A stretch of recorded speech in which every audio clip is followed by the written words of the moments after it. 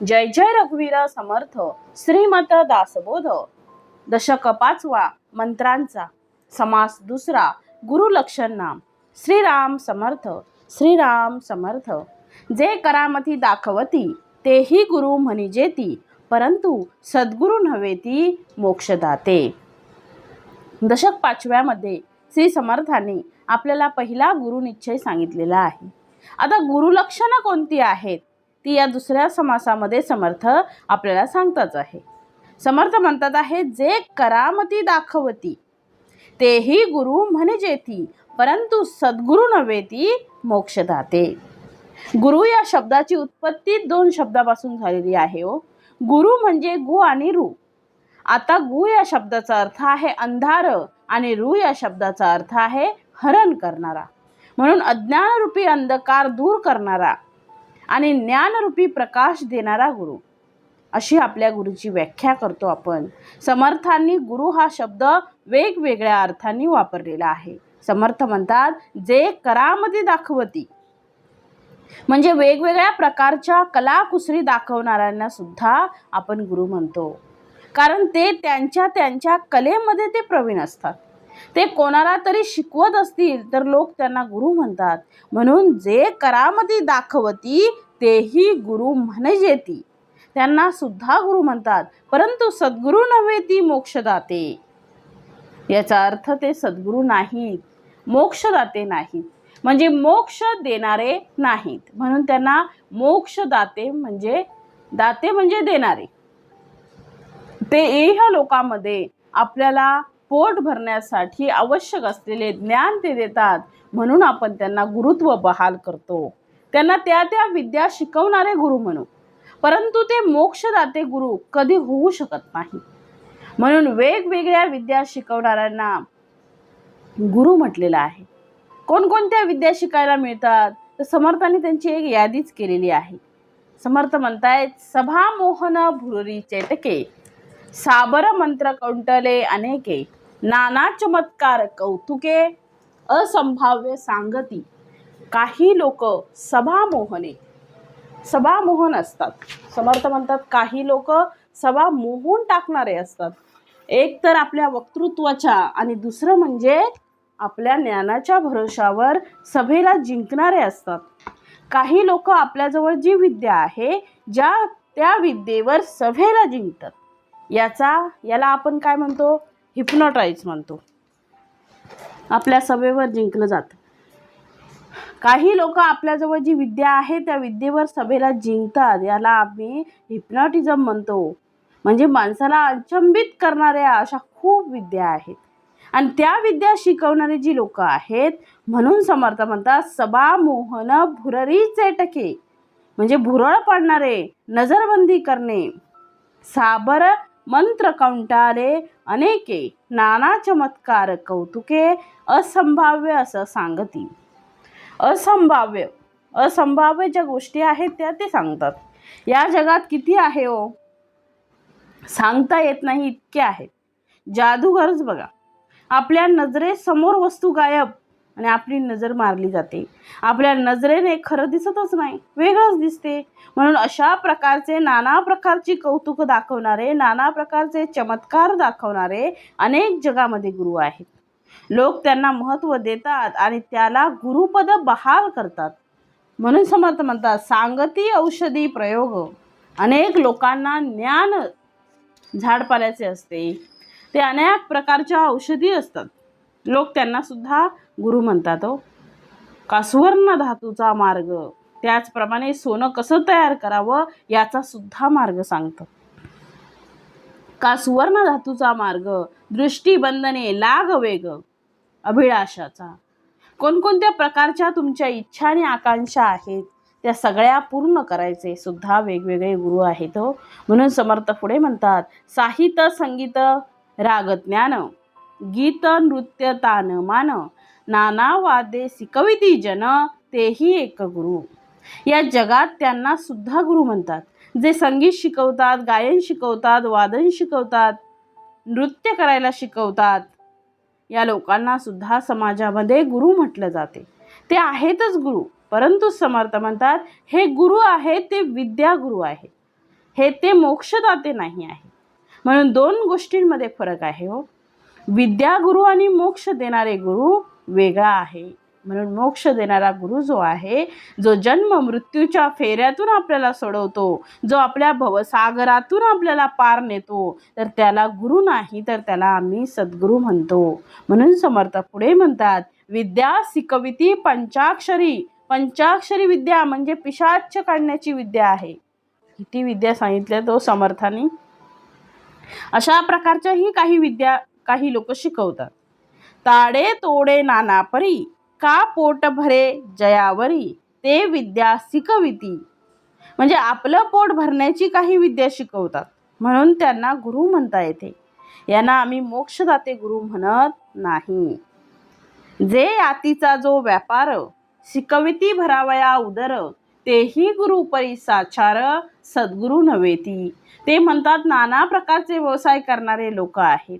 त्या सगळ्या व्यवसाय करणाऱ्यांना शिकवणारे कोणतीतरी त्यांच्यातलेच एक कोणतीतरी एक्सपर्ट असतात आणि त्यांना ते त्यांच्या व्यवसायामध्ये गुरु मानतात. ते गुरु म्हणून ते विद्याही शिकवतात. त्यांना गुरूंचा सन्मान पण देतात. परंतु समर्थ म्हणतात ते सद्गुरू नव्हे, ते गुरु आहेत पण ते सद्गुरू होऊ शकत नाही. समर्थाने पुढे अजून स्पष्टता दिली आहे. आपली माता आणि पिता तेही गुरुची तत्वता, परी पैल पार पावविता, तो सद्गुरू वेगळा. किती सुंदर ओवी आहे हो. समर्थ काय म्हणतायत, आपली माता आणि पिता तेही गुरुची तत्वता, परी पैल पार पावविता, तो सद्गुरू वेगळा. म्हणजे अनेकदा आपण मातृदेवो भव, पितृदेवो भव, आचार्य देवो भव असं नेहमी म्हणतो आपण. मातृदेवो भव म्हणजे आईला गुरु मानतात. आपला पहिला गुरु आई आहे हो. आई माझा गुरु, आई कल्पतरू, सौख्याचा सागरू आई माझी. पहिला गुरु आई आहे. गुरु नाही का, तर ती गुरु आहे कारण ती चालणं शिकवते, बोलणं शिकवते, कसं जेवावं हे शिकवते, कपडे कसे घालावे हे शिकवते, उभं राहणं शिकवते. सगळ्या गोष्टी आपल्याला आई सुरुवातीला शिकवते. म्हणून आई सुद्धा आपला गुरु आहे आणि पहिला गुरु आपला आईच आहे. म्हणून समर्थ म्हणतात, आपली माता आपला पिता हेही गुरुतत्वता. हे जरी गुरुतत्वता असले तरी पैल पार नेण्याचं सामर्थ्य, परी पैल पार पावविता, तो सद्गुरू वेगळा. म्हणजे पैल पार नेण्याचं सामर्थ्य ज्या गुरूंकडे आहे ते हे गुरु नाही, ते सद्गुरू आहेत. आई पिता, आई आणि वडील हे गुरु आहेत. या गुरूंना आम्ही गुरु म्हणू, माता पितांना, परंतु ते सद्गुरू नाही आहेत. गायत्री मंत्रांची उच्चारू सांगे तो साचार कुळगुरु, परिज्ञाने विन पैल पारू पाविजेत नाही. आपल्या समाजामध्ये मंत्र गुरु आहेत. गायत्री मंत्राचा गुरु सांगतात, तो साचार कुलगुरु आहे, त्याला गुरु म्हणता येईल. म्हणून समर्थ म्हणतात, ज्ञाने विन पैल पारू पाविजेत नाही. परंतु आम्हाला ज्ञानाशिवाय माणसाला पैल तीरावर आपल्याला जाता येणार नाही. म्हणून गुरु खरा कोण याचा उल्लेख करण्यासाठी, याचा अर्थ सांगण्यासाठी समर्थ ही ओवी देतात आहे. आणि ही ओवी फार उत्तम आहे आणि फार महत्त्वाची आहे. समर्थ म्हणतात, जो ब्रह्मज्ञान उपदेसी, अज्ञान अंधारे निरसी, जीवात्मया परमात्मयासी ऐक्यता करी. जीवात्मया परमात्मयासी ऐक्यता करी. जो ब्रह्मज्ञान उपसी म्हणजे उपदेसी, अज्ञान अंधारे निरसी, अगदी सोपे शब्द आहेत. समर्थ म्हणतायत की जो ब्रह्मज्ञान सांगतो आणि आमचा अज्ञानाचा अंधार जो दूर करतो आणि जीवाला शिवत्व प्राप्त करून देतो, किंवा जीव हा शिव आहे याची ऐक्यता करतो, याची अनुभूती देणारे सद्गुरू आहेत. म्हणून सद्गुरू तत्व हे संतांमध्ये जेव्हा प्रविष्ट होते तेव्हा ते सद्गुरू संत रूपाने आम्हाला जेव्हा प्रविष्ट होते तेव्हा ते सद्गुरू संत रूपाने आम्हाला याची देही याची डोळा परमेश्वराची भेटी घालून देतो. परमेश्वराची भेटी आपल्याला घालून देतो. म्हणून सगळे संत हे कसे आहेत, सद्गुरू आहेत. म्हणून संतांना आम्ही सद्गुरू म्हणतो. ते नुसतं मंत्रगुरु नाही, तर ते आम्हाला अनुभवाचं ज्ञान देतात, म्हणून त्यांना आम्ही सद्गुरू मानतो. समर्थ पुढे म्हणतायत, विघडले देव आणि भक्त, जीव शिवपणे द्वैत्य तया तडा तोडी, केली देखोनी शीघ्र सोडी, तो सद्गुरू जाणावा. समर्थ किती सुंदर शब्दात सांगतात. तो समर्थ म्हणतात आहे की विघडले देव आणि भक्त. विघडले म्हणजे ते वेगवेगळे झाले, वेगवेगळे. एका बाजूला देव, दुसऱ्या बाजूला भक्त. आता भक्त आणि देव जर वेगवेगळे झाले तर याला द्वैत म्हटलेलं आहे. जीव शिवाचे द्वैत म्हणजे जो भक्त आहे तो जीव आहे आणि जो भगवंत आहे तो शिव आहे. म्हणून जीव आणि शिव यांचं द्वैत निर्माण झालं आहे. द्वैत म्हणजे दोन, द्वैत म्हणजे दोन आणि अद्वैत म्हणजे एक, म्हणजे जो एकच आहे तो परमेश्वर, म्हणून अद्वैत. आणि जीव आणि शिव हे दोन्ही एकच आहेत, याला म्हटलेलं आहे अद्वैत. ते दोन दिसतात याचा अर्थ द्वैत आहे. गुरु आणि शिष्य हे द्वैत आहे. देव आणि भक्त हे द्वैत आहे. या भक्ताला एकत्र करणे म्हणजे अद्वैत करणे. म्हणून हे अद्वैत करण्याचं सामर्थ्य तया देव भक्ता एकांत म्हणजे एकांत, एक सुद्धा नसणे, याला एकांत म्हटलं आहे. समर्थाने पुढे अजून सुंदर उपमा दिली आहे. भवव्याघ्रे घालून उडी, गोवत्सास ताडा तोडी, केली देखोनी शीघ्र सोडी, तो सद्गुरू जाणावा. समर्थ म्हणतायत की हे जगत भवव्याघ्रे आहे. एका संसार रूपी असलेल्या व्याघ्राने त्यामध्ये त्याने उडी मारली आणि उडी मारल्याबरोबर काय झालं तर दोघांची ताटातूट झाली. कोणाची? तर गो आणि वत्स. गो म्हणजे गाय, वत्स म्हणजे लेकरू. ते वासराला त्या वाघाने उचलून नेला. दोघांची ताटातूट झाली. कशामुळे झाले तर या संसार रूपी व्याघ्राच्या उड्डाणामुळे. आणि त्याच्या पुढे समर्थ बोलतायत, केली देखोनी शीघ्र सोडी.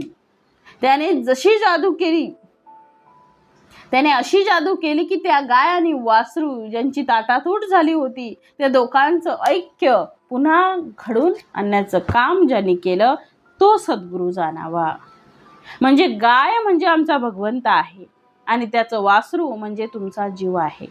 त्या जीवाचं आणि त्या शिवाचं ऐक्य ज्यांनी घडून आणलं, ज्याच्या सामर्थ्याने घडून आलं, म्हणजे खऱ्या अर्थाने जसं वासराला आपल्या गाईच्या स्तनाजवळ गेल्यानंतर जे सुख मिळते, म्हणजे आईच्या हृदयापाशी गेल्यानंतर जे सुख मिळते ते सुख त्याला जगाच्या पाठीवर कुठेही मिळत नाही. त्याला तिथे अमृत प्राशन करायला मिळते. तसं आपल्या जीवाला शिवत्व प्राप्त झाल्यानंतर जो आनंद झाला आहे, जे सुख प्राप्त झालं आहे, दुःखाचा कुठलाही लवलेश त्याच्याजवळ नाही. ती दुःखाचा कुठलाही लवलेश त्याच्याजवळ नाही. ती अवस्था प्राप्त करून देण्याचं सामर्थ्य ते फक्त एक मोक्षदाते गुरु आहेत, जे जगाला मार्गदर्शन करणारे आहेत, जे जगाला संसार दुःखातून बाहेर काढणारे आहेत, पहिलं तीरावर नेणारे आहेत. त्या सद्गुरूंची भेटी झाली पाहिजे, ही आमची तळमळ असली पाहिजे. म्हणून समर्थ म्हणतात, प्राणी मायाजाळी पडिले, संसार दुःखे दुखवले, ऐसे जाणे मुक्त केले, तो सद्गुरू जाणावा. खरा सद्गुरू कोण? की जो संसार दुःखे दुखवले, प्राणी माया जाळी पडली, ऐसे जेने मुक्त केले, तो सद्गुरू जाणावा. सद्गुरू कोण आहे? तर संसार दुःख ज्याच्यामुळे आपलं विसरले जाते, जो या मायाजाळे आपल्याला बाहेर काढतो, त्याला आम्ही सद्गुरू म्हणावं. तो सद्गुरू आहे. एकदा संसाराचा माया पसारा जर आपण दूर सारलं तर जगामध्ये आपल्याला दुःखी करणारं कोणीच नाही. आम्ही दुःखी का होतो? या दुःखाचं मूळ काय आहे? तर दुःखाचं मूळ या जगाबद्दलचं ममत्व आहे. या जगाबद्दलचं ममत्व जर गेलं तर हा संसार माया आहे हे खऱ्या अर्थाने आपल्या मनाला पटेल. खऱ्या अर्थाने त्याची आपल्याला अनुभूती झाली की मग तुमच्या लक्षात येईल की या जगात काहीही झालं तरी माझ्या आनंद वृत्तीला कोणीही क्षिती पोचवू शकणार नाही. फक्त या संसाररूपी असलेल्या मायेतून आम्हाला बाहेर पडावं लागेल. आपली जी घोर निद्रा आपल्याला लागलेली आहे, आणि त्या निद्रेमध्ये आपल्याला पडलेले जे स्वप्न आहे ते स्वप्न आहे हे जेव्हा आपल्याला कळू लागेल किंवा ज्या वेळेस आपल्याला जाणवेल की आपण स्वप्नात आहोत त्यावेळेस हे स्वप्न भय दूर होईल. स्वप्नातला आनंद सुद्धा खोटा आहे याची त्याला अनुभूती होईल. म्हणून समर्थ काकुळतेने सांगतायत, म्हणून सद्गुरूंना शरण जा. सद्गुरूंना शरण गेलो की दुःख संपलं. जिथे तुझं शरीर तुझं नाही तिथे इतर जगाचा काय विचार करतोय. म्हणून समर्थ म्हणतायत, तुझे शरीर तुझे नाही तुझं शरीर, तिथे इतरांचा कोण विचार. वासना नदी महापुरी, प्राणी बुडता ग्लांती करी, तेथे उडी घालून तारी, तो सद्गुरू जाणावा. अजून एक दृष्टांत समर्थ यामध्ये देतात. समर्थ म्हणतायत की वासना नदी महापुरी, वासना नदीच्या महापुरामध्ये प्राणी बुडता ग्लांती करी. तो प्राणी त्यामध्ये बुडू लागलेला आहे, त्याची मरायची वेळ आलेली आहे. त्यामध्ये उडी टाकून तेथे उडी घालून तारी, तो सद्गुरू जाणावा. त्या महापुरातून जर कोणाला वाचवलं तर त्याला जो वाचवणारा आहे त्या वाचवणाऱ्याला तो तुझा आहे, तो दुसरं काही म्हणत नाही, फक्त माझा जीव तुझा आहे. तसं सद्गुरूंनी आम्हाला या महापुरातून जर वाचवलं तर आम्हाला सद्गुरूंची किंमत कळू लागेल. आणि ती सद्गुरूंची किंमत कळण्यासाठी सद्गुरू वचनी विश्वास पूर्ण सद्गुरू वचनी विश्वास आहे, तेव्हा ते सद्गुरू तुमच्यासाठी धावत येतील. ते रिकामे नाहीत. आम्ही सत्शिष्य व्हायचे नाही, परंतु त्यांनी सद्गुरूपास सोडायचं नाही, हे काही जमणार नाही. एका हाताने टाळी वाजत नाही.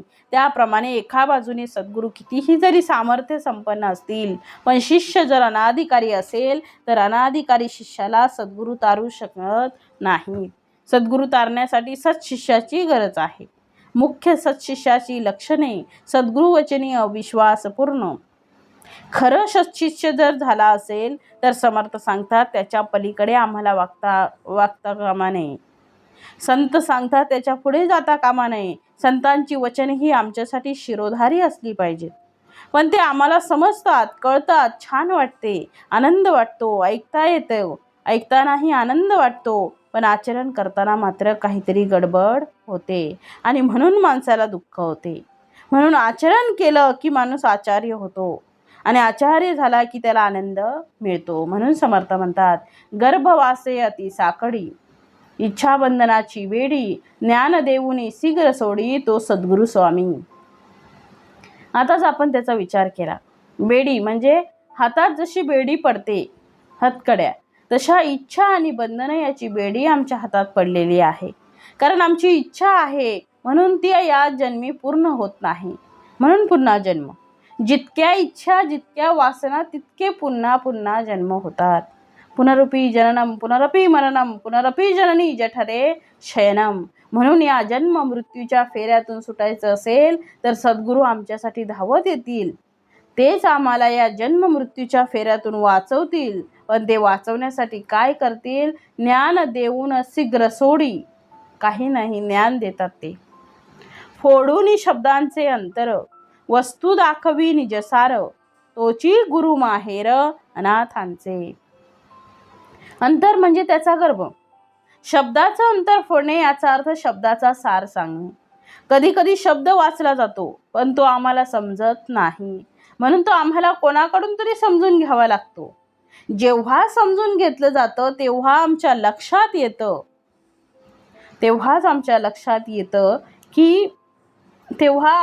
येतं की अरे हे इतकं सोपं होतं.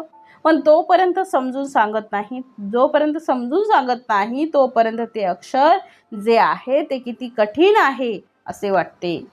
आमचे सद्गुरू कोण आहेत तर अनाथांचे माहेरघर आहे. माहेरी जशी मुलगी सुखी असते, आनंदी असते आणि माहेरी जावेसे वाटते. जरी सासरी कितीही माणूस सुखी असलं, कितीही मुलगी जरी सासरी सुखी असली तरी सत्य सांगते, खरं आहे. डोक्यावरचे सगळे केस पांढरे झाले तरी माहेरचा अभिमान मात्र जात नाही. का जात नाही? कारण ते माहेरसारखं सुख दुसरीकडे नसतेच हो. ते चुकीचंही नाही, अगदी बरोबर आहे. म्हणून इथे काय म्हटलं जाते आहे? तोची गुरु माहेर अनाथांचे. म्हणून सद्गुरू हे अनाथांचे माहेरघर आहे. आपण अनाथ आहोत. सद्गुरूंकडे गेलो की आपण सनात होऊ आणि आम्हाला ब्रह्मज्ञान प्राप्त होईल आणि त्या सद्गुरूंच्या कृपेनेच आमचा हा भवसागर सहज तरून जाईल. म्हणून पुढे समर्थ म्हणतात, जीव एकदेसी बापुडे तयास ब्रह्मची करी रोकडे फेडी संसार साकडे वचन मात्रे. जे वेदांचे अभ्यंतरी ते काढून अपत्यापरी शिष्य श्रवणी कवळ भरी उदार वचने. इथे समर्थाने महत्वाचा संदेश आपल्याला दिलेला आहे. समर्थ म्हणतात, जे वेदांचे अभ्यंतरी म्हणजे अंतरामध्ये, वेदांच्या गर्भामध्ये, वेदगर्भ जे सांगतात ते आम्हाला अर्थासह सद्गुरू सांगतात. वेदांनी आम्ही जे एकदेशी आहोत त्या एकदेशी असलेल्या जीवाला आपण एकदेशी नाही हे सांगण्याचं काम आम्हाला संतांनी केलं. म्हणून समर्थ म्हणतात, जीव एकदेशी बापुडे तयास ब्रह्मची करी रोकडे फेडी संसार साकडे वचन मात्रे. माणूस जन्माला आला की त्याला वाटतं की आपण याच जगातला आहे. मी आलो आणि या जगामध्ये मला जे मिळतं आहे ते पहिले मिळते आहे आणि त्यावरच आपला शेवट होणार आहे. म्हणून आम्हाला या देशामध्ये या जगामध्ये येऊन आम्ही क्षणासाठी, काही वर्षांसाठी, काही दिलेल्या अवधीप्रमाणे आम्ही इथे राहतो आहे उद्धारासाठी. आपल्या या इहलोकामध्ये समर्थ म्हणतात, आपल्या या इहलोकातून परलोकी जाण्यासाठी ते आम्हाला जसं एखाद्या अपत्याला आपली आई दूध भाताचा जसा घास भरवते, दूध भाताचा जसा काला तयार करते आणि तो दुधाचा काला आई आपल्या अपत्यापरी जशी भरवते तशी शिष्य श्रवणी कवळ, समर्थ म्हणतात, शिष्य श्रवणी कवळ भरी. आता कवळ आपल्या मुखात असतो. कवळ म्हणजे घास. कवळ समर्थ म्हणतात, कवळ आपल्या मुखात असतो आणि आई आपल्याला तो काला भरवते, परंतु हा घास कानात भरला जातो. याचा अर्थ आपल्याला ज्ञानाची अनुभूती तो करून देतो, ज्ञानाची प्रचिती त्याला येते. म्हणून समर्थ म्हणतात आहे, वेदशास्त्र महानुभाव पाहता एकची अनुभव तोची एक गुरु राव ऐक्य रूपे. समर्थ म्हणतायत, गुरु आणि शिष्य आणि गुरु या दोघांमधलं असलेलं द्वैत तोडण्याचं काम सुद्धा सद्गुरू करतात.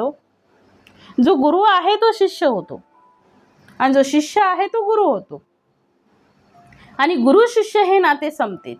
त्या नात्यातून कुठलाही द्वैत राहत नाही, दोघातलं अंतर संपते आणि म्हणून समर्थ म्हणतात, ऐक्य रूपे तोची एक गुरु राव. आणि कसा तोडे तर वेदशास्त्र महानुभाव म्हणजे साधू संत सज्जन सद्गुरू हे पाहता एकची अनुभव. हळूहळू लक्षात येते की या सगळ्या संतांनी, सगळ्या महंतांनी, सगळ्या ठिकाणी असलेल्या गुरुतत्वांनी एकमुखाने एकच गोष्ट सांगितली आहे की ती अद्वैत सांगितलेली आहे. म्हणून समर्थ म्हणतात, संदेह निशेष जाळी स्वधर्म आदरे प्रतिपाळी वेदविरहित टवाळी करूच नेणे. जो संदेह आहे त्या संदेहाला तो निशेष, जो संदेह आहे त्या संदेहाला तो निशेष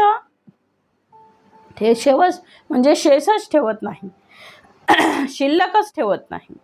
स्वधर्म आदरे प्रतिपाळी, तुझा धर्म कोणता आहे तर स्वधर्म आहे. स्वधर्म याचा अर्थ त्याचा तो धर्म. स्वधर्म म्हणजेच आपलं कर्म. आणि म्हणून हे जे वेद शास्त्र, हे जे वचन आहेत, या शास्त्राच्या आधाराने आम्ही आमचं जीवन जगलं पाहिजे.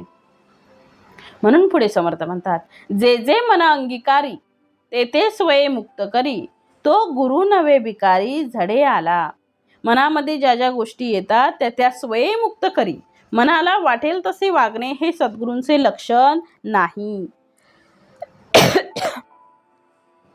तसं शिष्यानेही व्यवस्थित वागलं पाहिजे.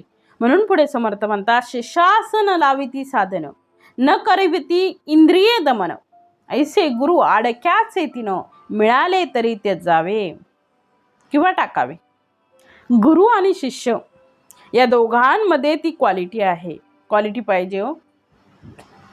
एका बाजूला सद्गुरू आहेत, दुसऱ्या बाजूला शिष्य आहेत. सद्गुरू आणि शिष्य या दोघांची योग्यता सारखी हवी असते. म्हणजे बी चांगलं आहे आणि माती खराब आहे तरी सुद्धा फल येणार नाही. त्या बीला अंकुर येणार नाही. किंवा माती चांगली आहे आणि बी कीड खात आहे तरी सुद्धा फल येणार नाही.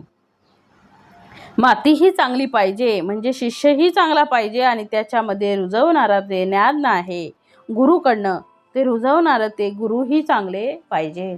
ते ज्ञान आणि ते शिष्य हे दोघेही एकत्र आले तर त्याची प्रगती होते. म्हणून समर्थ आपल्याला जर सद्गुरू बोधायचा असेल तर तो कसा शोधायचा? तर समर्थ म्हणतात, सद्गुरू तुम्हाला शोधायचा असेल तर कसा शोधायचा? तर त्याचं समर्थ लक्षणं त्याची पुढे देतच आहे. शिष्यास न लाविती साधन. जो गुरु शिष्याला साधन लावत नाही, शिष्याला साधन लावणे याचा अर्थ शिष्याला साधन मार्गाला लावत नाही. शिष्याचं साधन काय? तर गुरूंनी सांगितलं की आजपासून तू नामजप कर, हे साधन आहे. ग्रंथांचं वाचन आहे, रोज भगवंताची पूजा कर, तू सत्य रोज बोलत जा, ही साधना आहेत. म्हणून पुढे म्हटलं आहे, न करविती इंद्रिय दमन.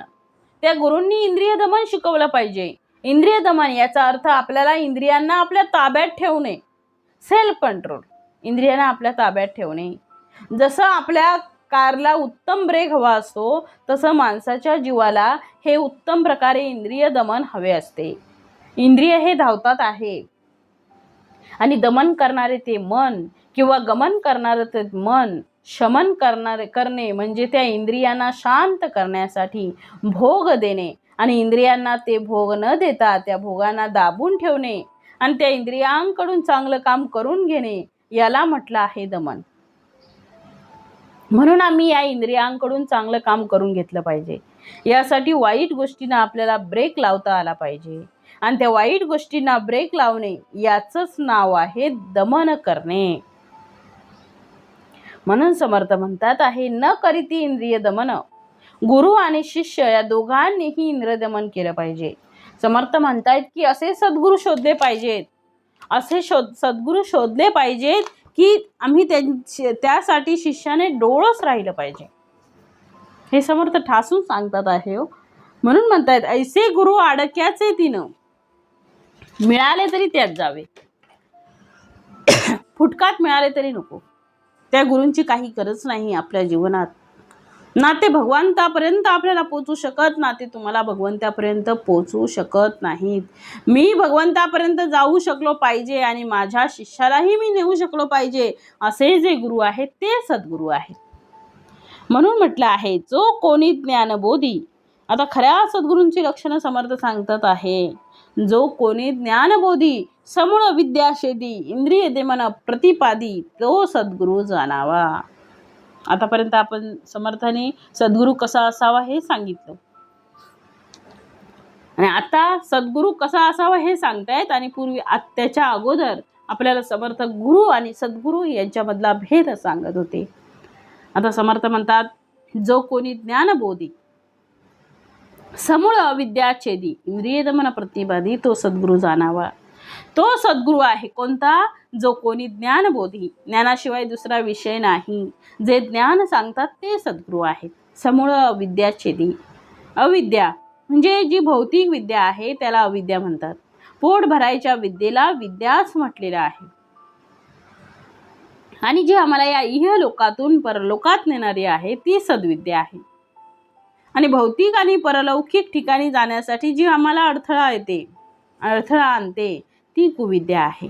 म्हणून इंद्रिय दमन प्रतिपादी याचा अर्थ इंद्रिय दमन करा. डोळ्यांनी तेच पहा जे आपल्या आरोग्याला, मनाला, चित्ताला अधिक चांगलं करेल. तुम्ही ऐका रे कान, माझ्या विठोबाचे गुणगान. या ठिकाणी कानाने सुद्धा चांगलं श्रवण करा.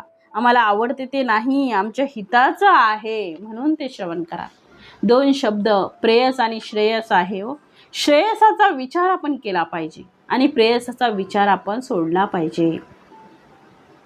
माणसाला प्रिय काही वाटू शकते, पण ते प्रिय वाटणार आमच्या हिताचं आहे का? ते प्रिय वाटणं आमच्या हिताचं आहे का? हे आपल्या अंतर्मनाला विचारलं पाहिजे. कारण अंतर्मन आपलं कधीच खोटं बोलत नाही. सत विवेक बुद्धीला विचारलं पाहिजे. तेव्हा ती सत विवेक बुद्धी जागृत होते. त्यावेळेस आपल्या लक्षात येईल की आपण जे करतोय ते चूक आहे. म्हणून समर्थ पुढच्या ओळीत म्हणतात, एक द्रव्याचे विकिले, एक शिष्याचे आखिले, अति दुराशेने केले दीनरूप. जे जे रुचे शिष्यामनी, तैसीच करी मन धरणे, ऐसी कामना पापिनी पडिली गळा. जो गुरु बिडसारू, तो अदमाहून अदम थोरू, चोरटा मैंद पामरू द्रव्य भंधू. समर्थाने किती अजून सुंदर लिहावं, किती अजून सांगावं. गुरु आणि शिष्याचं इतकं पवित्र नातं आहे आणि इतकं शुद्ध नातं आहे की तिथे फक्त ज्ञान विचार आहे, दुसरा विचारच नाही आहे. आणि धनाचा तर संबंधच नाही.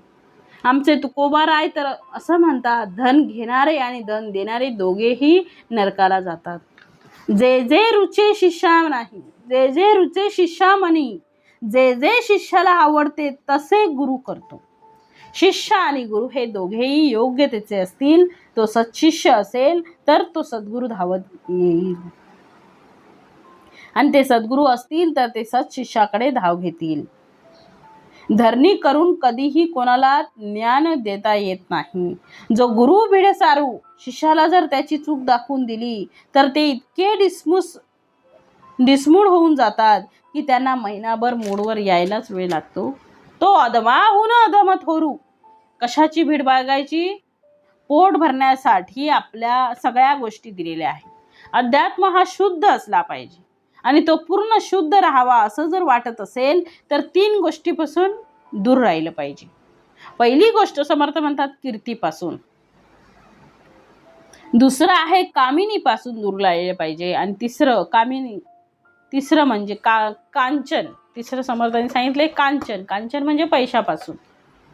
कामिनी म्हणजे दुसरी स्त्री नाही, तर कामिनी म्हणजे इच्छा. कुठल्याही इच्छेने कार्य करू नये. म्हणून समर्थ म्हणतात आहे, उदासीन ही वृत्ती जीवी धरावी, अति आदरे सर्व सेवा करावी. अति आदरे, समर्थ म्हणतात अति आदरे सेवा करावी. अति आदरे सर्व सेवा करावी. अति आदरे अत्यंत प्रेमाने सेवा करा. सगळ्या गोष्टी तुमच्या समोर येतील आणि परमेश्वर तुमच्यावर प्रसन्न होईल. जैसा वैद्य दुराचारी, केली सर्वस्वे मोहरी, आणि सेखी भीड करी घात घेना. ज्याप्रमाणे एखादा आजारी व्यक्ती वैद्याकडे, डॉक्टरकडे जातो आणि वैद्याची मात्रा काही त्या रोग्याला लागत नाही, पण डॉक्टरला नाही म्हणवत नाही आणि डॉक्टरला सोडवत नाही, अशा वेळी काय होईल हो? तर समर्थ म्हणतात, तैसा वैद्य दुराचारी.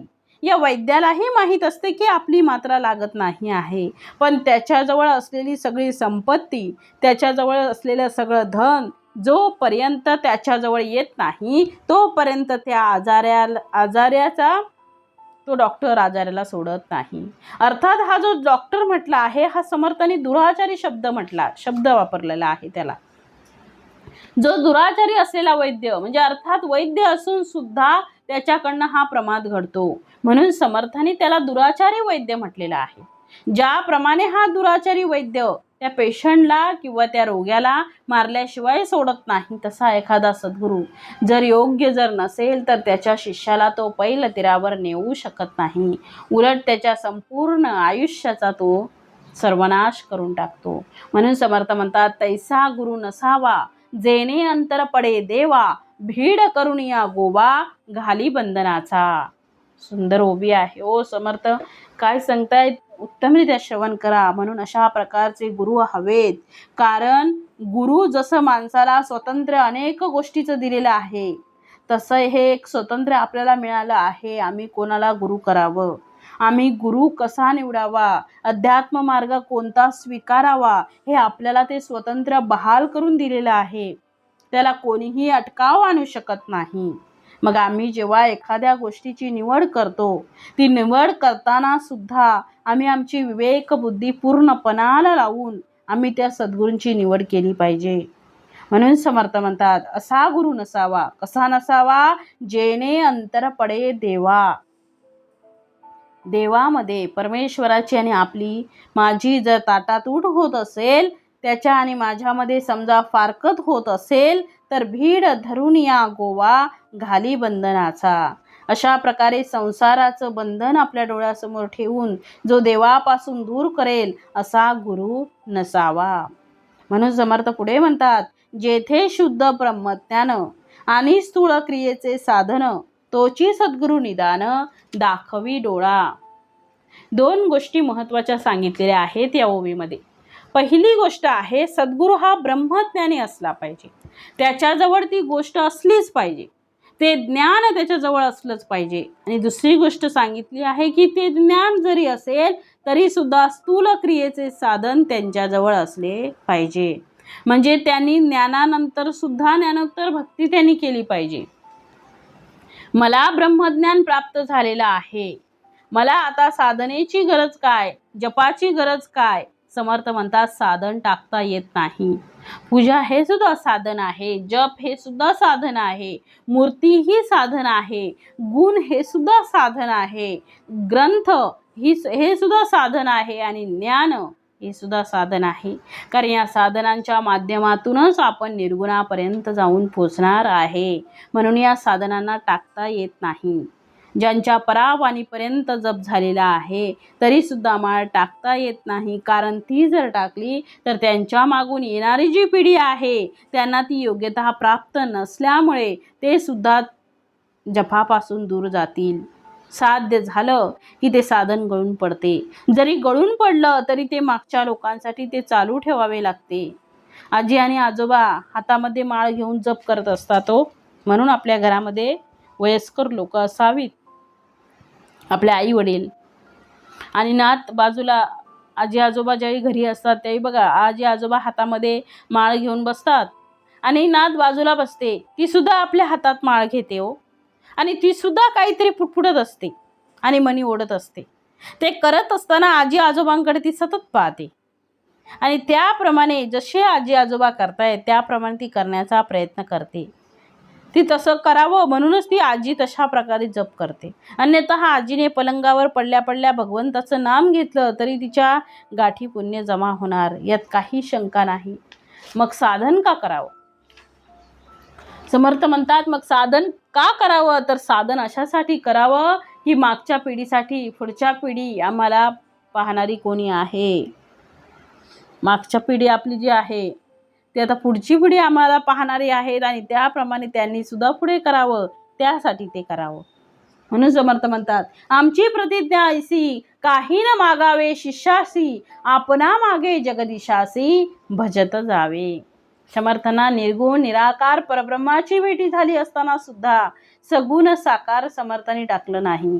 का टाकलं नसावं? याचं उत्तर हे आहे की ज्यांना ते निर्गुण निराकार मिळालं नाही त्यांना माध्यम जे सगुण साकार आहे ते माध्यम टाकू नये, त्यांनी हे माध्यम टाकू नये हा आदर्श घालून दिला समर्थाने. म्हणून समर्थ म्हणतात, श्रेष्ठी जे जे केले त्याप्रमाणे आम्ही जर करत असू तर त्याला धर्म म्हटलेला आहे. आणि स्थूळ क्रियेचे साधन स्थूळ क्रिया टाकत नाहीत. सकाळी लवकर उठतात, स्नान संध्या करतात, पूजा अर्चा करतात, देवध्यान करतात, जप करतात, ग्रंथ वाचतात, पूजा अर्चा करतात, देवध्यान करतात, जप करतात, ग्रंथ वाचतात, चर्चा करतात. हे सगळं ते करतात आणि आपण पाहणाऱ्यांना असं वाटतं की हे सामान्यांप्रमाणे वागतात आहे. ते सामान्य नाही, हे करणं नेहमी शक्य नाही.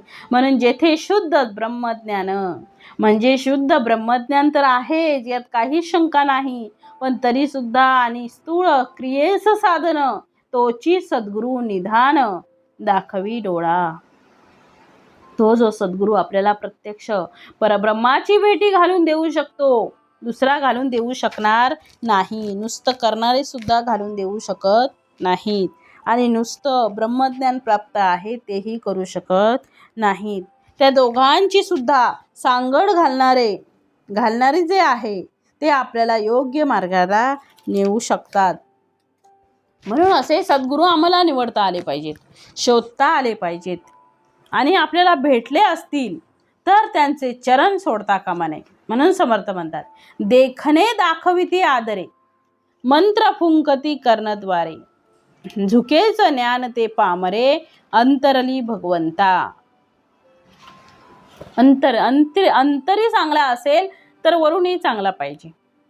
म्हणजे दोन्ही गोष्टी आवश्यक आहेत. म्हणून समर्थ म्हणतात, म्हणून सद्गुरू शोधला पाहिजे, ओळखला पाहिजे.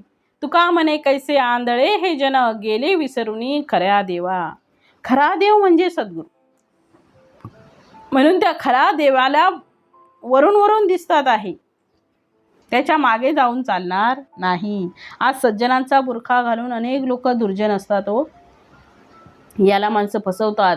मग याचं उत्तर काय आहे? तर याला माणसं फसवतात म्हणून आम्ही फसणार नाही, आम्ही सावध राहणार आहोत. असं जर म्हटलं तर आम्हाला फसवणारे सुद्धा सापडणार नाहीत. मग समर्थांचं वचन आठवा, अखंड सावधान असावे. जसं कोरोनामध्ये आपल्या हातात कुठलाही किटाणू लागू नये, आपल्या हाताला आम्ही स्वच्छ राहिलो पाहिजे.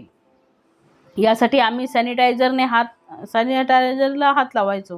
म्हणजे सॅनिटायझरने हात धुवायचो, हाताला लावायचो तो, आणि घरात आल्याबरोबर आपले कपडे धुवायला टाकायचो, आंघोळ करायचो. तसे म्हणजे इथे कशी आपण सावधानता बाळगली हो, तशी अखंड सावधानता आपण समाजामध्ये फिरत असताना प्रत्येक गोष्टीत आपण बाळगली पाहिजे, प्रत्येक गोष्टीत. पण आमची सावधानता कुठे असते हो? मेथीची भाजी घेताना, शेपूची भाजी घेताना त्यात पानं चांगली आहेत का, खिडकी आहेत का, तो सगळं व्यवस्थित पाहतो आपण. ते म्हणजे व्यवहारामध्ये सगळे असलेलं आणि संसारासाठी लागलेल्या या गोष्टीसाठी इतकं डोळ्यात तेल घालून आम्ही त्या गोष्टी निवडतो की लवकर फसत नाही. मग ती जशी आपण सावधानता तिथे ठेवतो तशी सावधानता आम्ही आमच्या जीवनामध्ये आध्यात्मिक क्षेत्रात सुद्धा ठेवली पाहिजे. भोळा भाव आम्ही काही कामाचा नाही. त्या भोळा भावाने माणसं फसतात, म्हणून फसायचं की नाही आपण ठरवलं पाहिजे. आम्ही डोळस नाही म्हणून आम्ही फसतो. म्हणून पुढे समर्थ म्हणतात, बाणे तिहीची खून, तोची गुरु सुलक्षण, तेथेची निघावे शरण, अत्यादरे मुमुक्षे. अत्यंत आदराने मुमुक्षू माणसाने, म्हणजे ज्याला मोक्षाची इच्छा आहे, तळमळ आहे, भगवंत भेटला पाहिजे असे वाटते, असे तुम्ही आहात. मग असे जे साधक आहेत म्हणजे मुमुक्षाची पुढची पायरी बाणे तिहीची खून. सद्गुरूंजवळ 3 गोष्टी असल्या पाहिजेत. एक तर आत्मप्रचिती आहे, दुसरी शास्त्र प्रचिती आहे, आणि तिसरा आहे ते गुरु प्रचिती. अशा प्रकारचा अनुभव ज्याच्याकडे आहे त्याच्या पायावर साष्टांग नमस्कार घालावा, तिथे सर्वस्व अर्पण करावं. कारण तोच आपल्याला प्रत्यक्ष परमात्मा परमेश्वराची भेटी घालून देईल. म्हणून समर्थ म्हणतात आहे की समाजावर कोणाचा प्रभाव जास्त पडतो? तर जे भाषण चांगले करतात, ज्यांचं वक्तृत्व चांगलं असते, पाठांतर चांगले असते, बोलायला गोड असतात, शब्द चुकत नाही, सांगायची पद्धत उत्तम असते, वेगवेगळे दाखले, दृष्टांत, चुटपुरे, गमती सगळं सांगून लोकांना बरोबर त्या ठिकाणी खेळवून ठेवतात. समर्थ आता त्या गुरूंबद्दल म्हणतात आहे, अद्वैत निरूपणे अगाध वक्ता. अद्वैताच्या बाबतीत म्हणजे 2 नाही तर एकच आहे. द्वैत म्हणजे 2, अद्वैत म्हणजे 2 परमेश्वर नाही तर एकच आहे. भक्त आणि भगवंत हे द्वैत आहे, आणि सर्वत्र ब्रह्म नटलेला आहे, हे अद्वैत आहे. म्हणून तो सांगत असताना मोठा अद्वैतही असतो. म्हणून समर्थ म्हणतात, अद्वैत निरूपणे अगाध वक्ता. तो वक्ता साधा नाही तर तो अगाध वक्ता आहे. कारण खरंच वक्तृत्व हे साधन असते. वक्तृत्व येणं ही सुद्धा सरस्वती आणि श्री गणेशाची कृपा लागते, तरच आपण बोलू ते लोकांना समजेल. बोलता सगळ्यांना येते की नाही, पण सगळे समजून सांगतात का? उलट ते समजून सांगायला लागले तर ते जे समजलं आहे ते बिघडून जाते कधी कधी. म्हणजे जे आपल्याला कळते त्याच्यातही काहीतरी गोंधळ होऊन जातो. म्हणूनच वक्तृत्व या शब्दाचा अर्थ ते बोलण्याची कला नाही तर बोलण्याबरोबर ती समजून सांगण्याची कला आहे. म्हणून म्हटलं आहे वक्ता दशसहस्रू. दशसहस्रू म्हणजे 10,000 एखादा मनुष्य, एखादा पुरुष ज्ञानी असेल, पण एखादा पुरुष तो वक्ता असतो. वक्तृत्व हे सर्वत्र पाहायला मिळत नाही. माईपवर बोलणे म्हणजे वक्तृत्व नाही हो. बोलल्यानंतर लोकांची अंतःकरणे जिंकणे, लोकांना चांगल्या मार्गाला नेणे, लोकांमध्ये इष्ट तो बदल करणे हे वक्तृत्वाचे विशेष आहे. म्हणून ते वक्तृत्व करणारी जी लोक आहेत ते फार दुर्मिळ आहेत. म्हणून इथे समर्थ म्हणतात, निरूपणे तो अगाध वक्ता आहे, परंतु व्यक्तिगत जीवनामध्ये त्याच्या जर आयुष्यात डोकावले गेले तेव्हा त्याची मात्र जी अवस्था खरी आहे ती लक्षात येते. म्हणून निरूपणी हे सद्वृत्ती होते. म्हणून काळजी घ्या, वक्तृत्व ही कला आहे. नुसतं निरूपणी ते अगाध वक्ते नाही, तर त्यांच्या जीवनामध्ये ते श्रेष्ठत्व बघायला मिळते. म्हणून आपण त्यांच्या चरणाजवळ बसतो. समर्थांचा दासबोध हातात घ्या, मूळ ग्रंथाला हातात घ्या, त्यांची एक एक ओळ समजून घ्या. हे आम्ही काय करतो आहे? फक्त तुम्ही संतांच्या सानिध्यात नाही आहात, तर मी सुद्धा संतांच्या सानिध्यात आहे हो. तुम्ही तर आहातच, कारण तुम्ही ग्रंथ वाचता आहात. मी ग्रंथ वाचते आहे. फक्त एवढाच फरक आहे की मी ग्रंथ मोठ्याने वाचते आहे आणि ते तुम्हाला ऐकायला मिळतो आहे. तुमच्या ऐकण्याचा तो त्रास कमी होतो आहे, बाकी काही नाही. तुम्ही श्रवण करत आहात आणि मी वाचन करते आहे. शेवटी तुम्ही आणि मी, आपण दोघंही आपण त्या सद्गुरूंना शरण गेलेलो आहे. म्हणून समर्थ म्हणतात, सार्थकता पाहिजे का? तर सार्थकता पाहिजे तर वरच्या 3 गुणे. एवढं सगळं करून आयुष्यभर तो भटकत राहिला, पण खरा देव सापडतच नाही. म्हणून म्हटलेलं आहे, तुका म्हणे कैसे आंधळे हे जन, गेले विसरुनी खऱ्या देवा. खरा देव सापडतच नाही हो. म्हणून त्या खऱ्या देवाचा शोध कसा घ्यावा, खरे सद्गुरू खरे संत कसे ओळखावे, किती शब्द दृष्टीने ते फोडून सांगतात आहे समर्थ. म्हणून पुढच्या ओळीत म्हटलेलं आहे, जैसा निरूपण समयो तैसेची मनही करी वायो, कृतबुद्धीचा जयो झालाच नाही. आम्ही जसं बोलणार त्याप्रमाणे आपल्याला तसं वागता आलं पाहिजे. बोलणाराही वागतो, ऐकणाराही ऐकतो, मग त्या आनंदाला काहीच सीमा राहत नाही. म्हणून बोले तैसा चाले त्याची वंदावी पाऊले. कोणासाठी आहे? सद्गुरूंसाठी आहे. आणि जो बोलतो तसा चालतो त्याला साष्टांग नमस्कार आहे. परंतु बोले एक चाले एक, त्याचे पाहू नये मुख. म्हणून समर्थ पुढे म्हणतात, निरूपणी सामर्थ्य सिद्धी, श्रवण होता दुराशावादी, नाना चमत्कारे बुद्धी दंडळू लागे. आता अजून एक धोका समर्थाने सांगितला आहे. श्रवण होता दुराशावादी, नाना चमत्कारे बुद्धी दंडळू लागे.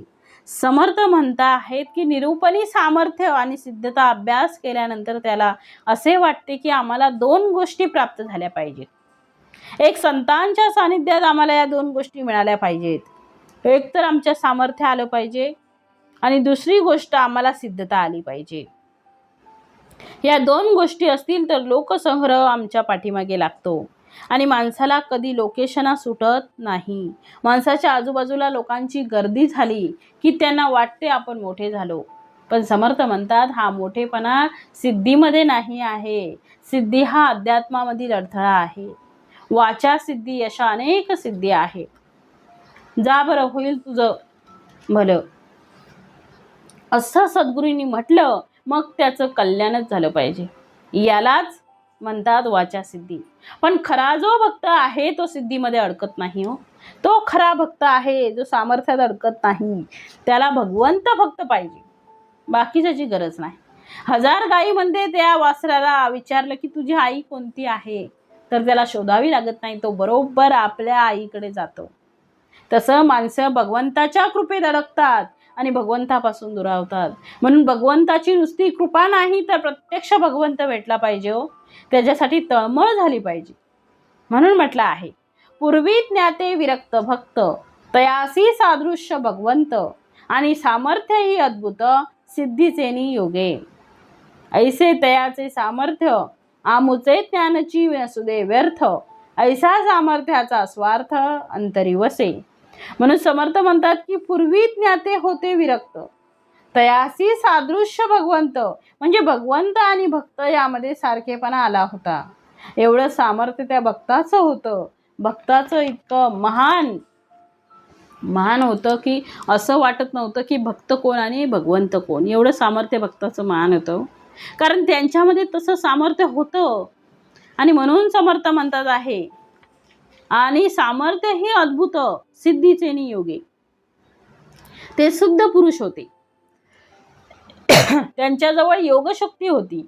त्यामुळे भगवंतासारखं सामर्थ्य संपन्न काम ते करू शकत होते. ज्ञानेश्वर माऊलींनी भिंत चालवली हो. चांगदेव महाराजांकडे त्यांनी चालवत आणली. हे सगळं सामर्थ्य मुळात भगवंताचं आहे. चराचरावर सत्ता कोणाची आहे? भगवंताची आहे. मग चराचरावर असलेली सत्ता, ही सत्ता भक्ताच्या हातात जेव्हा येते तेव्हा भक्त आणि भगवंतामध्ये भेद राहत नाही, अभेदत्व निर्माण होते. म्हणून या ठिकाणी समर्थ म्हणतात, निशेष दुराशा तुटे तरीच भगवंत भेटे, दुराशा धरिती ते ओखटे, शब्द ज्ञाते कामिक. समर्थाने स्वतः प्रेताला उठवलेलं आहे. ही घटना नाशिक क्षेत्रातली आहे. सामर्थ्य तेवढं होतं. ज्ञानेश्वर माऊलींसोबत नामदेव महाराजांचं सामर्थ्य तेवढंच होतं. नामदेव महाराज हे जेव्हा ज्ञानेश्वर माऊलींबरोबर तीर्थयात्रेच्या निमित्ताने निघाले तेव्हा वाळवंटात त्यांनी प्रवेश केला आणि त्यावेळेस सगळ्यांना तहान लागलेली होती. काय करावं? ज्ञानेश्वर माऊली असं म्हणतात, पक्षाचं रूप धारण केलं आणि त्यांनी विहिरीमध्ये जाऊन ते पाणी पिलं. तसंच नामदेव महाराजांचं असं सामर्थ्य होतं. नामदेव महाराजांनी भजन केलं आणि भजन केल्यानंतर ज्या विहिरीमध्ये पाणी नव्हतं आणि जे पाणी होतं तिथपर्यंत आपण पोहोचू शकत नव्हतं, परंतु ते पाणी या नामदेव महाराजांच्या सामर्थ्याने ते बाहेर आलं आणि ओसंडून वाहू लागलं. सगळ्या भक्तांची तहान भागवली गेली. हे सामर्थ्य भगवंताचं आहे, पण तेच सामर्थ्य भक्ताने दाखवलेलं आहे. म्हणून भक्त आणि भगवंत यामध्ये साधर्म्य दिसते हो. ही वीर आजही आम्हाला नामदेव महाराजांच्या या चमत्काराची दाखवली जाते. तुकाराम महाराजांचं असंच सामर्थ्य होतं. हनुमंतांचं आणि श्रीरामांचं सामर्थ्य सारखंच होतं. काय फरक होता हो सामर्थ्यामध्ये? तेवढा विश्वास लागतो, तेवढं साधर्म्य लागतं. म्हणून भक्त आणि भगवंत. जेव्हा लंकेचं दहन केलं हनुमंतांनी त्यावेळेस सीतामाईला सोडून आणण्याचं काम हनुमंत करू शकत होते, पण माईंनी सांगितलं होतं की नुसतं तू मला मुक्त करायचं नाही तर या दृष्टाचा वधही करायचा आहे आणि ते काम माझे रामराय करणार आहेत. रामरायांचं ते काम आहे. रामराय इथे येतील आणि मला मुक्त करतील. म्हणून भक्त आणि भगवंत यामध्ये सारखेपणा आहे. यांच्यामध्ये जी शक्ती आहे, हनुमंतांमध्ये केवढी शक्ती होती, ती अनिमा आणि गरिमा नावाची जी सिद्धी होती ती हनुमंतरायांजवळ होती. लहानातील लहान रूप धारण करता येत होतं आणि हनुमंतांना महाकायासारखं म्हणजे मोठ्यात मोठं रूप महाकाय त्यांना धारण करता येत होतं. म्हणून त्या भगवंताचे सामर्थ्य जेवढं आहे तेवढंच सामर्थ्य प्रत्यक्ष हनुमंतांचं सुद्धा होतं. म्हणजे ते एकरूप होते, द्वैत नव्हते, अद्वैत. दोन नाही, एकच आहेत. हनुमंत जेव्हा लक्ष्मणांचे प्राण वाचवण्यासाठी निघाले होते द्रोणागिरी आणण्यासाठी हो, त्यावेळेस हनुमंतांचा स्तोत्र समर्थाने केला होता आणि हनुमंतांचं सामर्थ्य त्यात सांगितलं होतं. हनुमंत कोणत्या वेगाने गेले असतील हो, तर जगाच्या पाठीवर, समर्थ म्हणतात जगाच्या पाठीवर सगळ्यात जास्त वेग हा सूर्यप्रकाशाचा आहे. काही क्षणात सूर्याची किरणे आपल्या पृथ्वीवर येऊन पडतात, पण त्या सूर्यकिरणापेक्षाही जास्त वेग कोणाचा आहे तर तो मनाचा वेग सांगितला आहे. म्हणून हनुमंत स्तोत्रामध्ये समर्थ म्हणतात आहे, मनासी टाकिले मागे. काय म्हणतायत? मनासी टाकिले मागे, गतिसी तुळना नसे, अनुपासूनी ब्रह्मांड एवढा होत जात असे. एवढं सामर्थ्य कोणाचं आहे हो? त्या भक्ताचं आहे. ते भक्त आणि भगवंत एकच आहे, ते वेगळे झालेच नाहीत. पण हे भक्ताचं सामर्थ्य हे भगवंता एवढंच सामर्थ्य आहे. म्हणून दोघांमध्येही काही भेद नाही. म्हणून समर्थ पुढे म्हणतात, बहुत ज्ञानी नागवली, बहुत ज्ञाती नागवली, कामनेने वेडी केली, कामना इच्छिताच मेली, बापुडे मुखे बापुडे मूर्खे. या सगळ्या कामना ज्या आहेत त्या स्वार्थ वाढवणाऱ्या आहेत. याने भगवंत भेटणार नाही. हे फक्त शब्दज्ञान होईल आणि यामुळे भगवंतापासून आपण अंतरू. निशेष कामना रहित ऐसा तो विरुळा संत, अवघ्या वेगळे मत, अक्षय ज्याचे, ठेविले अनंते तैसेची राहावे, चित्ती असू द्यावे समाधान.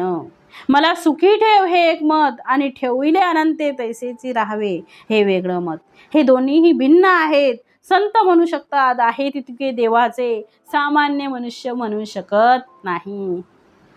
शक्यच नाही हो. अक्षय ठेवा सकळांचा, भगवंत भेटला तो ठेवा अक्षय ठेवा आहे हो. अक्षय याचा अर्थ ज्याचा क्षय होत नाही असा, म्हणजे जो नष्ट होत नाही असा ठेवा आम्हाला भगवंताने दिला आहे. म्हणून म्हटलंय पुढे, परी पांगडा फिटेना शरीराचा, तो पांगळा होतो याचा अर्थ तो कमजोर होऊन जातो आणि शरीरामध्ये मनुष्य इतका गुंततो की मी शरीर आहे आणि या शरीराच्या आजूबाजूला असलेल्या सगळ्या गोष्टी केवळ माझ्यासाठी आहेत आणि शरीर म्हणजेच मी आहे, यालाच ममत्व असं म्हणतात. ममत्व म्हणजे माझेपण. माझेपण म्हणजे दुःख आहे. जिथे माझे नाही शब्द वापरला तर दुःख होणार नाही. माझा शब्द वापरला तर दुःख आहे हो. म्हणून समर्थ म्हणतात, तेने मार्ग ईश्वराचा चुकोनी जाती. समर्थांनी म्हटलंय, तेने मार्ग ईश्वराचा चुकोनी जाती. समर्थ पुढे म्हणतात आहे, सिद्धी आणि सामर्थ्य झाले, सामर्थ्य देहास महत्व आले, तेने बेचांड बळकावले देहबुद्धीचे. देहबुद्धीचं सामर्थ्य आता बळकवायला लागलं. देहबुद्धीचं सामर्थ्य आपल्याला नकोय, समर्थांचं सामर्थ्य पाहिजे आहे. सांडुनी अक्षय सुखे, सगळी सुख सांडली, सामर्थ्य इच्छिते ते मूर्ख. म्हणजे मूर्ख समजून सामर्थ्य मला आहे, कामनेसारखे दुःख आणि काहीच नाही. कामना म्हणजे इच्छा हो.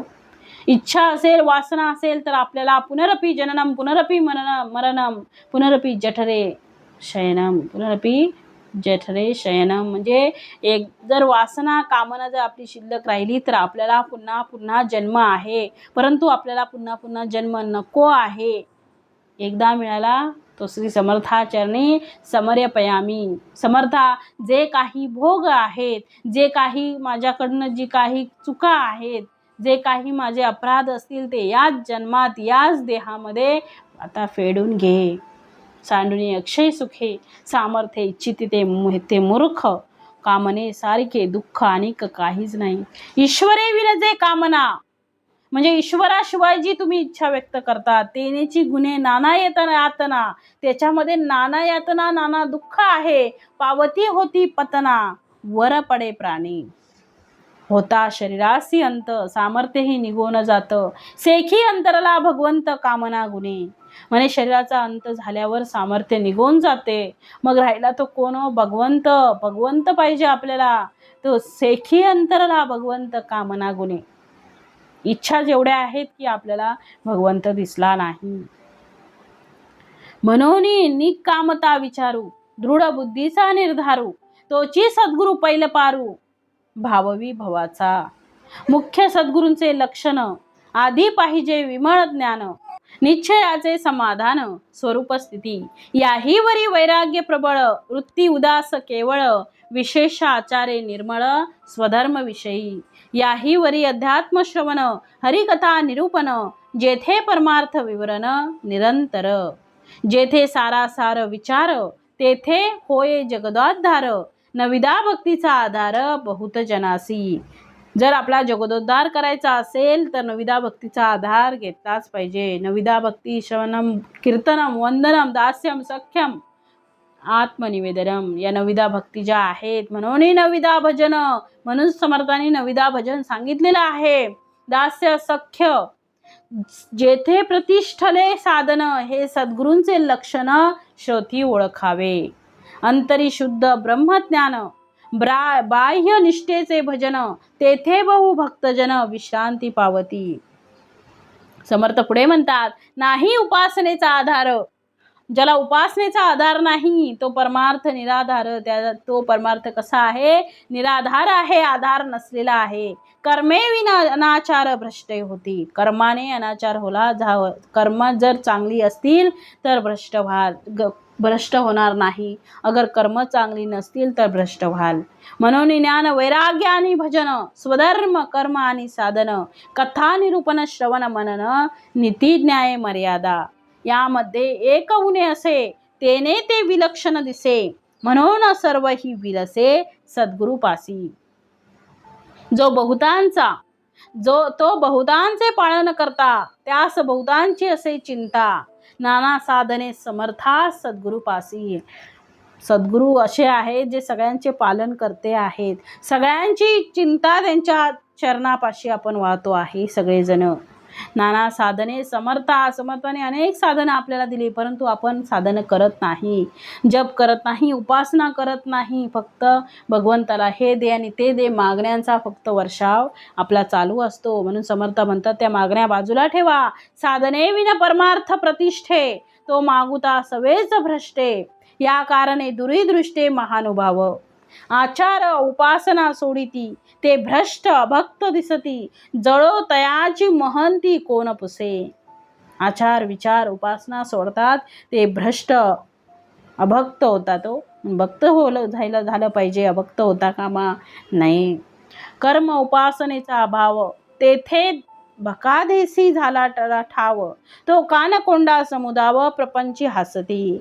नीच यातीचा गुरु, तोही कानकोंडा विचारू. ब्रह्म सभेस जैसा चोरू, तैसा दडे. म्हणजे गुरु करताना सुद्धा उत्तमाचा करावा. आता समर्थांनी सांगितलं सद्गुरु करताना कसा करावा, गुरु करताना कसा करावा. ब्रह्मसभे देखता, त्याचे तीर्थ नये घेता. अथवा प्रसाद सेविता प्राचित पडे. त्या गुरुचा प्रसाद घेतल्याबरोबर पश्चाताप होऊ नये. त्याचं तीर्थ घेतल्याबरोबर पश्चाताप होऊ नये असा गुरु निवडावा. तीर्थप्रसादाची सांडी केली, तेथे नीचता दिसून आली. तीर्थप्रसाद घेतला नाही, ते सांडलं, तेथेच काय दिसली, नीचता दिसून आली. गुरुभक्ती ते सटवली एकाएकी. गुरुची मर्यादा राखता, ब्राह्मण शोभती तत्वता. तेथे ब्राह्मण रक्षू जाता, गुरु क्षोभ घडे. ऐसी साकडी दोहीकडे, तेथे प्रस्तावा घडे. नीच यातीस गुरुत्व न घडे, या कारणे. तथापि आवडी घेतली जीवे, तरी आपणची भ्रष्टावे. बहुत जनासी भ्रष्ट व्हावे, हे तो दूषण चिखी. आता असो हा विचारू, स्वयातीचा पाहिजे गुरु, नाही तरी भ्रष्टाकारू नेमस्त घडे. म्हणजे गुरु कसा करावा, तर जे जे काही उत्तम गुण, ते सद्गुरूंचे लक्षण.